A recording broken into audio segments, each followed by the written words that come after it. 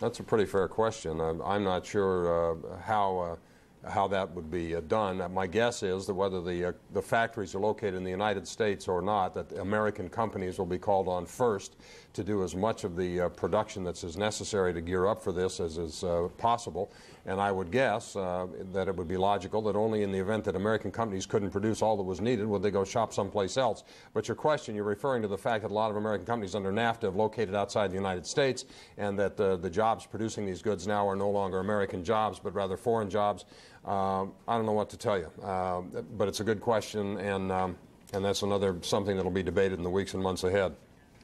All right, Gary Kutlick's going to update us on the news, and then as soon as we get finished with the news update, we have Tom Mintier, who is in Islamabad, Pakistan, who's going to join us on this program as we move into the final half hour. Garrick, what's the latest? Well, Jack, our focus this evening, story number one, is the ongoing investigation. Here are some of the newest developments this evening. The investigation of Tuesday's terrorist attacks. The U.S. Justice Department tells CNN that a second material witness has been brought into custody. The man was one of 25 people who were being questioned by the FBI while being held by U.S. Immigration Services. A first material witness, that's someone who's supposed to know something or someone connected with the crime itself, was arrested on Thursday. The U.S. Justice Department has also released photographs now of 8 of the suspected hijackers. The pictures include 4 from American Airlines flight number 11. That was the first plane to hit the World Trade Center on Tuesday. There is one hijacker from United Airlines flight 175, which hit the World Trade Center's South Tower. And then there are 3 from United Airlines Flight 93, which went down in rural Pennsylvania. New York City rescue crews continue to hunt for survivors in the rubble there at the Trade Center, even as hope is dimming. As we know, nearly 5,000 people are listed as missing somewhere in that rubble at that site. Also Saturday at a news conference, it was revealed that investigators, searchers, have found something of interest, the passport of one of the suspected hijackers. That passport somehow survived floating down from above. It was found some distance from the World Trade Center crash site itself. And at the Camp David presidential retreat, U.S. President George W. Bush met with his advisors and told Americans to brace for what may come. He said U.S. military personnel should be ready for a war. He said, quote, "We are at war." And sources are telling us now that 2 of the hijackers of the plane that crashed into the Pentagon had been under surveillance by U.S. law enforcement and intelligence circles. The reason? A link to the bombing of the USS Cole in Yemen last year. Here's Eileen O'Connor. They booked the tickets on American Airlines Flight 77 from Washington to Los Angeles on Travelocity using a New Jersey address, mailboxes, etc. And names U.S. officials confirm were known to them. Khalid al-Mihdhar and Salim al-Hamzi, once on board, together with al-Hamzi's brother and an old roommate, a known pilot, they took over the flight, crashing it into the Pentagon. Within minutes, the facade of a symbol of American strength crumbled.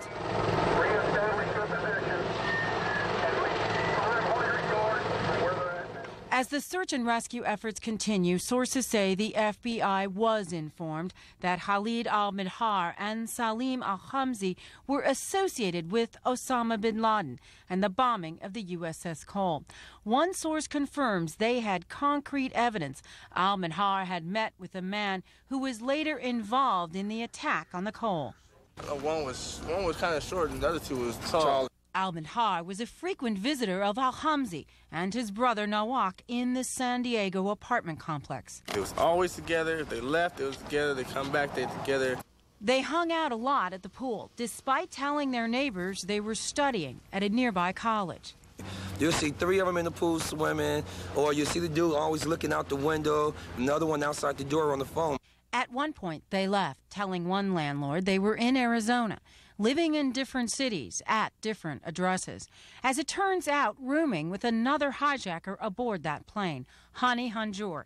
Hani attended this flying school, CRM, Cockpit Resource Management, but left without a certification. He's kind of a waste of time. He wouldn't show up for flights on time, didn't do his homework. Not a promising student, but skilled enough to carry out the mission. Eileen O'Connor, CNN, Washington. And of course, the fact that that mission was successfully and brutally and lethally carried out raises questions, Jack. How was it possible? Nobody yet is pointing fingers of responsibility or blame, but that's going to come one day with the question, how can you account for this massive intelligence failure? A couple of facts. We have all kinds of agencies, CIA, spy satellites, Defense Department agencies. This nation spends, the figures are classified officially. You don't kind of find it in the That may be public one budget. of the problems, yeah. $30 billion a year. Wow. Is the biggest estimate. Now, those $30 billion, only about $3 billion, that's about $10 billion, this is an estimate again, goes to the CIA. Most of us going to defense-related, the high-tech, the satellites. These are NSA. These are very expensive operations. But they're designed, basically, by and large, for the old kind of war. And so some thinking is going to have to be done about where those intelligence dollars go. Yeah, dawn of a new era. Garrick, thanks very much. Thanks for being with me on the maiden voyage. And if they let us come back tomorrow night, I'll see you then. Okay. Garrick Utley. Let's go to Tom Mintier. One of the very early statements out of the government in the wake of this happening was that Pakistan was going to be called upon to meet a list of requests, in quotation marks, because of their geographic proximity to Afghanistan and some other things. Those requests included changes in border restrictions, possible cutting off of fuel lines. Tom Mintier is live in Islamabad, where it is now 1:36 in the morning here in New York. Tom, what's the latest? Well, it's the middle of the morning here, and the consensus building is continuing. You just look at the globe and you see where Pakistan sits. It's right next to Afghanistan, and if there is going to be any kind of military operation, the piece of the puzzle that may be the most important is Pakistan. And the United States realizes this, and they called on Pakistan quite early on for their support. Now, yesterday there was a 4-hour meeting at the President's office in the Cabinet room between the Cabinet, the President, and the National Security Council. And after that meeting, they said they had consensus to help the United States combat terrorism and bring whoever perpetrated the crime in the United States to justice. What's going on today? The President is meeting with editorial writers. He's meeting with politicians. He's also meeting with religious leaders later in the day. This is part of an effort to sell the plan of helping the United States. Now, the foreign minister last night, when he briefed reporters about this consensus that was reached within the Pakistani government, talked about the UN resolutions of the Security Council, not so much the United States, saying that Pakistan would carry out its international responsibilities under the Charter of the United Nations, reminiscent of what we saw many Arab countries going up into the buildup of the Gulf War as a coalition was being built, relying on UN cover, if you will, to sell the assistance to the United States military at home. So that's apparently what's going on here. There are very important meetings if President Musharraf is to sell this plan to his people in Pakistan. The meetings that are going on now with the opinion makers, the movers and shakers in Pakistan, and the religious leaders to basically put the word out of why the assistance is being offered. So we should know later in the day, and maybe even tomorrow in the editorials in the newspapers, how effective he was in swaying their opinion and putting it into print for the public to read here. Because at first blush, yesterday when they heard that there was consensus to help the United States, there were a lot of upset people we talked to in the streets saying that this puts Pakistan out in the front. And we've already heard the threat from the Taliban that anyone who helps the United States is seen as an enemy of theirs and that they would be attacked as well. So there are some very nervous people in and out of the government in Pakistan. The government is now trying to put together consensus within the country, trying to make sure that everyone is on board the decision that the government has made. You must remember that this is not a democratically elected government. This is a military government. So there are no real divisions in the military. They're running and controlling things here. And as one government official pointed out to me very strongly, that they are all together on the same page pushing forward. Now, U.S. President George W. Bush called the Pakistani president last night. They spoke on the phone for about 10 to 15 minutes after the decision was made by Pakistan to assist the United States. So that is the first time we know of that the U.S. president has called President Musharraf. Colin Powell has made several calls in the days leading up to this meeting yesterday, but President Bush spoke for 10 minutes to President Musharraf. So we'll have to wait and see in the coming days how this offer of assistance plays out here domestically. Jack? Tom, thank you. One of our viewers, Tom, has a question you might be able to answer. Lisa's on the phone from Florida. Lisa, what's your question? Hello. Well, I have a question and I have a quick comment afterwards. Now, Pakistan seems to be grudgingly agreeing to all of our requests, but at the price of economic aid. Why do we need rented allegiance like this when we can go a few miles to the north to Russia and her former satellite states use their facilities, recruit their veterans from the Afghan war. I mean, the Russians share a lot of common ground with us. They're desperate for the money. They have a lot of the same problems that we have, and they're more likely to remain an ally as opposed to the Pakistanis. So why don't we do that as opposed to go with the Pakistanis? That's a very good question. That's a very good question, but you do have to understand that Pakistan is one of just a couple of nations that have relations with the Taliban. The intelligence that the Pakistanis may have on the whereabouts of Osama bin Laden could be critical for any U.S. military planning.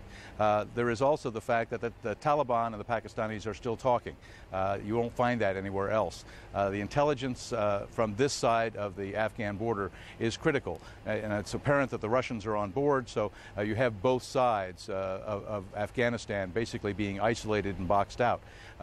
While they'd like to keep the diplomatic channels open and continue to work the diplomatic efforts, the military options are being weighed and considered, and I'm sure those at the Pentagon are looking at the maps and looking at the intelligence where the centers are that they can gather the best intelligence on the Taliban and on Afghanistan and on Osama bin Laden, and Pakistan is a critical player in that. If there is to be a plan put together, Pakistan is vital.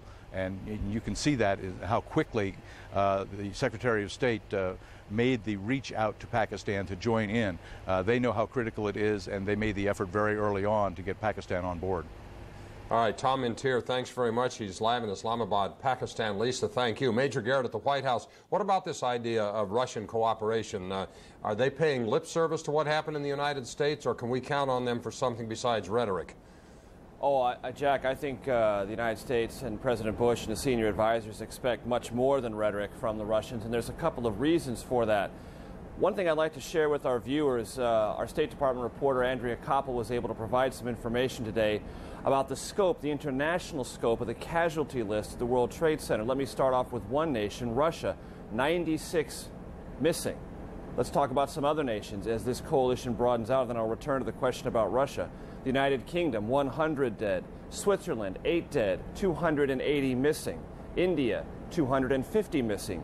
Germany, 4 dead, 550 missing. Canada, 150 missing. As the United States broadens this coalition, it finds willing nations because they too have suffered this act of terrorism. Now let's get back to Russia. There are several angles here. One of them is Russia, as you may recall, has a terrorism problem of its own. Bombs have exploded in Moscow, set by Chechen rebels, have killed many dozens of Russians. Russian President Vladimir Putin is acutely aware of this, and he sees within this world revulsion at the terrorism committed against the United States an opportunity to also create the same revulsion about the terrorism that has affected his own capital, his own people. And it is the understanding of the U.S. government that as Russia provides assistance, provides aid, it will also, at least tacitly, be seeking a green light to prosecute its own internal campaign against Chechen terrorism as a way of responding to terrorism in the way the United States, no doubt, wants to respond to the act of terrorism against the United States. Tom Mintier is absolutely correct. The entire effort here is to isolate as much as possible, not only the Taliban, but Osama bin Laden. And Tom Mintier's other point about the intelligence, the human intelligence, simply cannot be underestimated.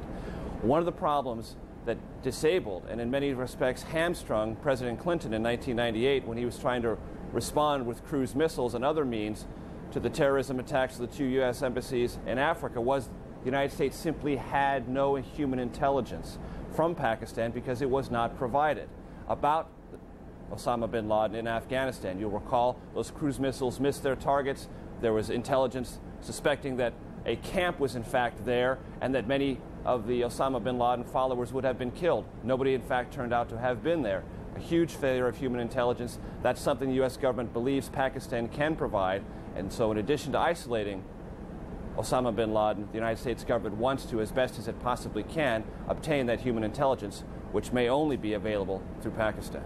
All right, thanks. Major Garrett in Washington. Let me ask our terrorism expert, Harvey Kushner, author of The Future of Terrorism. How much realistically can we depend on the Soviet Union, or Russia, not the Soviet Union anymore, for? Jack, I think very little. I'm not sanguine about Pakistan aid either.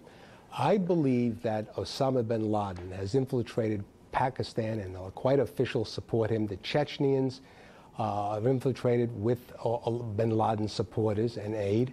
And I think that the Russians, Putin, would rather just look at this as America's problem, give lip service to the world community, because how could he not? The same thing with the Pakistanis. They're going to do it, but can they deliver it? I wouldn't station American troops in Pakistan. I wouldn't trust them. I might want to use their